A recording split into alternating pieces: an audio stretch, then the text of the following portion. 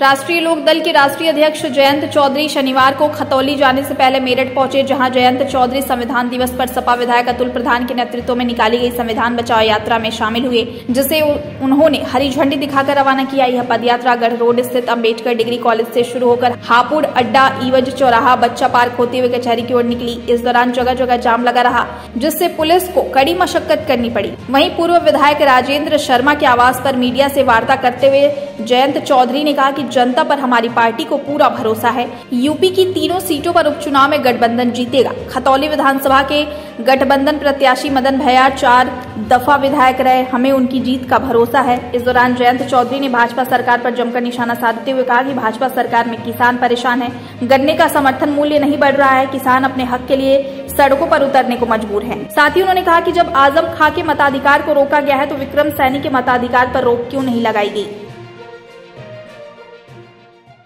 संभवतः 2024 से पहले और कोई चुनाव इस तरह का होना नहीं है और 3 जगह चुनाव हो रहा है प्रदेश में। पूरे देश की नज़र उस पर टिकी है कि क्या नतीजा आता है। और हाल में ही हुए विधानसभा चुनाव के तुरंत बाद ही ये चुनाव आया है।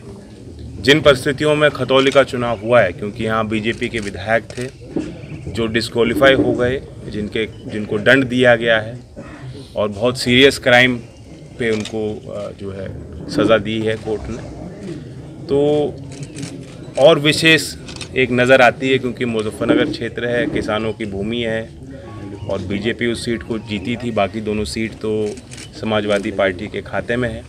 तो इसलिए हम सबका प्रयास है कि भाईचारे की जीत हो और एक सकारात्मक मैसेज, एक पॉजिटिव कैंपेन लेके हम लोग जा रहे हैं। सरकार की जो कमियां हैं, जो महंगाई है, जो बिजली की दर पूरे उत्तर भारत में सबसे महंगी उत्तर प्रदेश में आम ग्राहक को, किसान को दी जा रही है। गन्ने का भाव, गन्ने का बड़ा उत्पादन क्षेत्र है ये, यहाँ गन्ने का भाव इस सत्र का घोषित सरकार नहीं कर पा रही है। तो ये बड़ी कमियां लोगों के नज़र में आ रही हैं और मुझे उम्मीद है कि लोग हमारे गठबंधन को मौका देंगे। आरएलडी के प्रत्याशी को बाहरी बताया जा रहा है, बाहुबली बताया जा रहा है, क्या कहना है उस पर?